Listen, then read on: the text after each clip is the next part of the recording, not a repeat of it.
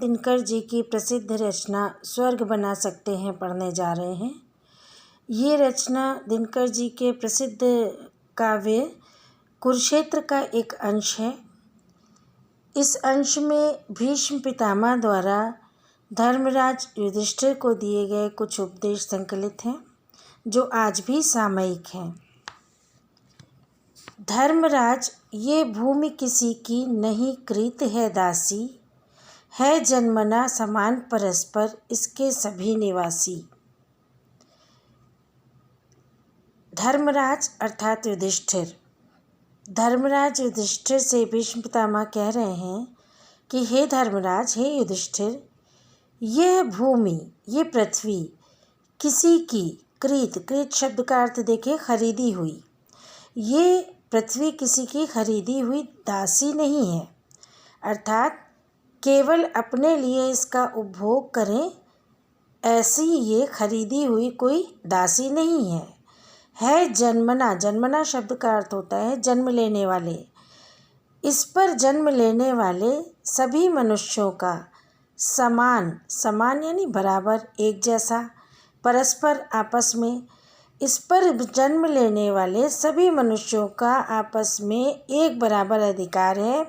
इसके सभी निवासी जो भी इस पृथ्वी पर रहते हैं उन सभी को इस पृथ्वी पर समान अधिकार प्राप्त हैं। वो अधिकार क्या क्या हैं?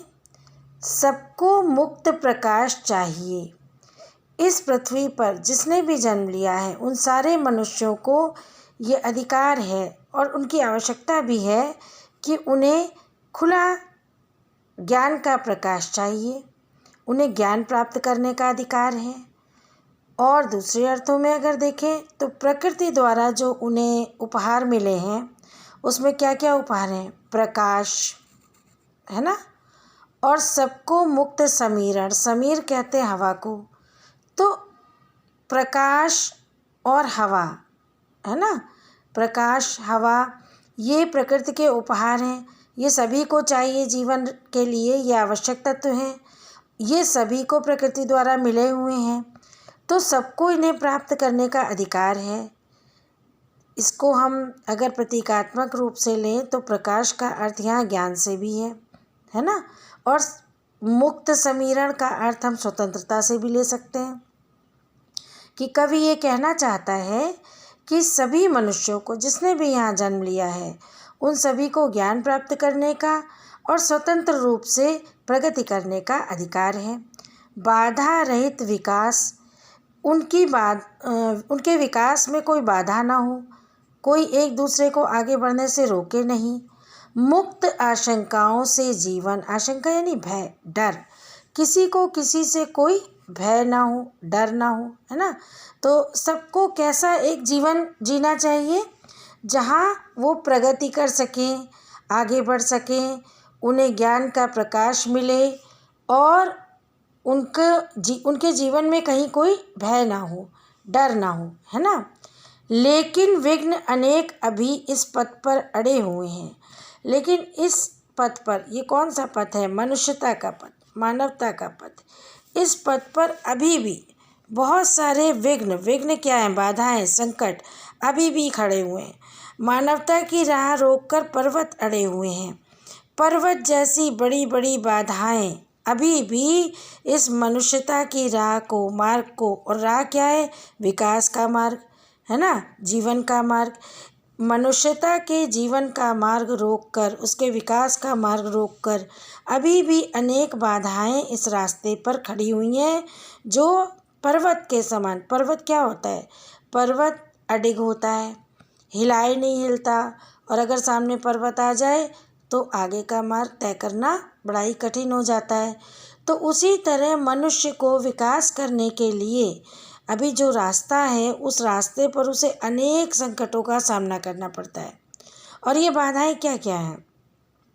आपस में स्वार्थ की भावना रखना, ईर्ष्या द्वेष रखना, प्रतिस्पर्धा रखना, या दूसरे को गिराकर आगे बढ़ना, ये सारी विघ्न बाधाएं हैं, है ना।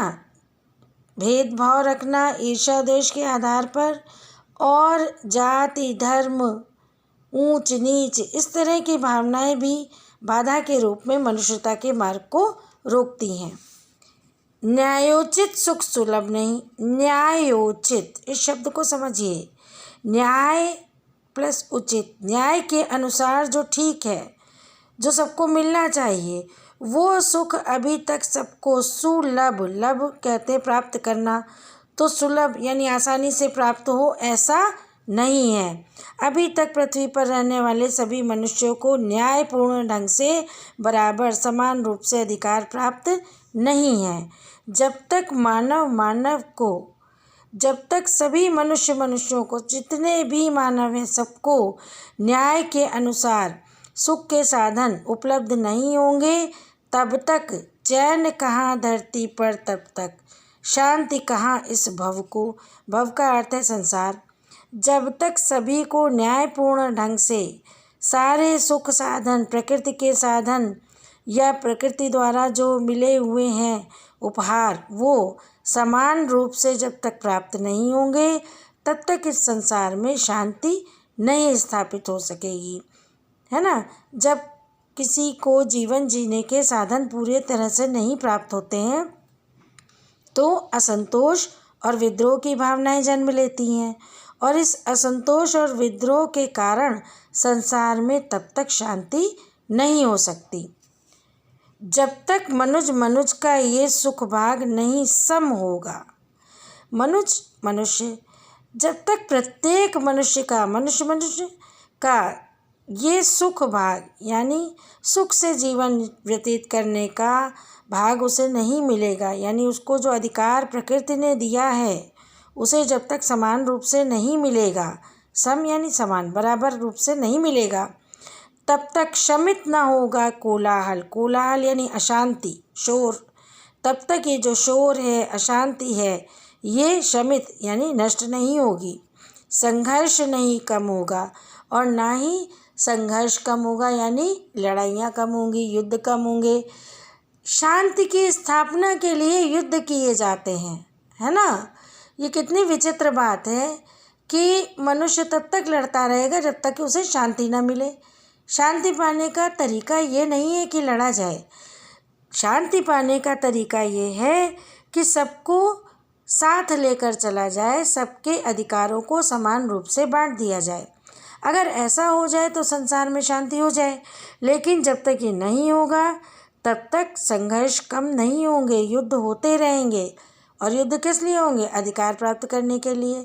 तो ये एक बड़ी विसंगति है जो मनुष्यता के मार्ग को बाधित करती है। कवि आगे कहता है, उसे भूल, किसे भूल? कि जब तक सभी के विषय में नहीं सोचेंगे, है ना, वो फंसा परस्पर ही शंका में, भय में। आपस में ही एक दूसरे से लोगों को डर है, भय है, तरह तरह की शंकाएं हैं मन में। शक होता है कि कहीं दूसरा उन्हें नीचे ना गिरा दे, कहीं आगे बढ़ने से ना रोक दे, कहीं कोई उसके अधिकारों का हनन ना कर ले। तो ये सारी शंकाएं हैं, भय है। इसमें ही आपस में वो उलझा रहता है। और इसमें होता क्या है कि हर व्यक्ति अपने को सुरक्षित करना चाहता है, दूसरे से उसे डर लग रहा है। आज मनुष्य को सबसे बड़ा खतरा मनुष्य से ही है। मनुष्य के विनाश का कारण मनुष्य ही है।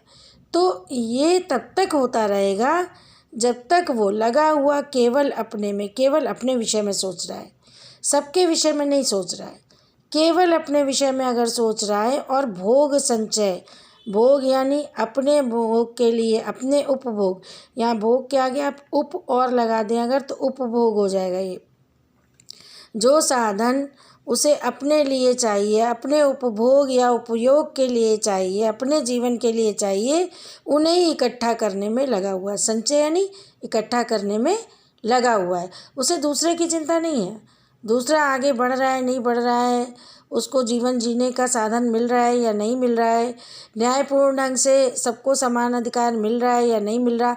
हर व्यक्ति अपने लिए ज़्यादा से ज़्यादा साधन इकट्ठे करने में लगा हुआ है। यही अशांति का मूल कारण है। प्रभु के दिए हुए सुख इतने हैं विकीर्ण धरती पर। कवि कहता है कि ईश्वर द्वारा इतने सारे सुख, इतने सुख साधन, इतनी संपदाएं, इतने उपहार दिए हुए हैं बिखरे हुए हैं धरती पर। विकीर्ण मतलब बिखरे हुए, फैले हुए हैं।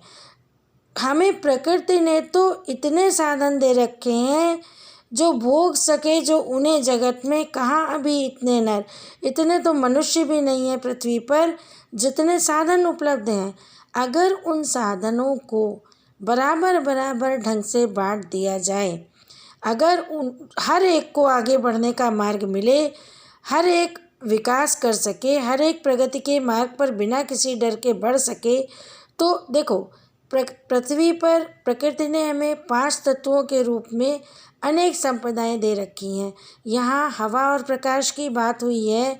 हवा प्रकाश के अतिरिक्त कितनी संपदाएं हमें प्रकृति से मिली हुई हैं। जल है ना, और अनेक खनिज संपदाएं हैं। ये सब देखो अगर तो इतनी है कि मनुष्य जितने नहीं, जितना अभी उपभोग करने हेतु मनुष्य नहीं है, उससे अधिक प्रकृति के साधन हमारे पास उपलब्ध हैं। लेकिन हम करते क्या हैं कि हम स्वार्थी हो जाते हैं और सबके बारे में ना सोच करके केवल अपने बारे में सोचने लगते हैं, तो असंतुलन होता है। मनुष्य के विचारों का असंतुलन जब बाहर भी आ जाता है तो प्रकृति भी असंतुलित हो जाती है, और ये असंतुलन असंतोष का कारण बन जाता है ना, जिसके कारण युद्ध होते हैं, संघर्ष होते हैं और पृथ्वी पर अशांति फैलती चली जाती है। इसका एक सीधा सा उपाय यही है बच्चों, हमारी भारतीय परंपरा में तो बहुत पहले से कहा गया है, वसुधैव कुटुंबकम, संपूर्ण पृथ्वी ही परिवार है। अगर देखा जाए तो अगर हर व्यक्ति दूसरे व्यक्ति के विषय में सोचे, केवल अपने उपभोग के बारे में न सोचे, तो सब हो सकते तुष्ट, तुष्ट यानी संतुष्ट, तो सभी संतुष्ट हो सकते हैं। अगर सबको सबके जीवन के साधन मिल जाए, सबको समान अधिकार मिल जाए, न्याय हो, कोई किसी को दबाए नहीं, कुचले नहीं, भेदभाव ना करे, तो एक साथ सब सुख पा सकते हैं। तो सभी को जीवन के साधन उपलब्ध हो सकते हैं, सुख प्राप्त हो सकते हैं। और ऐसी जगह जहाँ किसी को कोई दुख कष्ट क्लेश ना हो, सब आराम से सुखपूर्वक जी रहे हों, प्रगति कर रहे हों, तो उसको हम क्या कहेंगे? स्वर्ग, है ना। चाहे तो पल में धरती को स्वर्ग बना सकते हैं। आज हमारी धरती जो जल रही है, अशांति के कारण कोलाहल भरी हुई है, दुख कष्ट और यहाँ पर इतनी असंतुष्टि फैली हुई है, संघर्ष चल रहे हैं, ये सब पल भर में ही, कुछ ही समय में शांत हो सकता है, सब सुखी हो सकते हैं और ये धरती स्वर्ग जैसी सुंदर बन सकती है। इसका सिर्फ एक उपाय है कि न्यायपूर्ण ढंग से प्रत्येक मनुष्य को उसका अधिकार दे दिया जाए।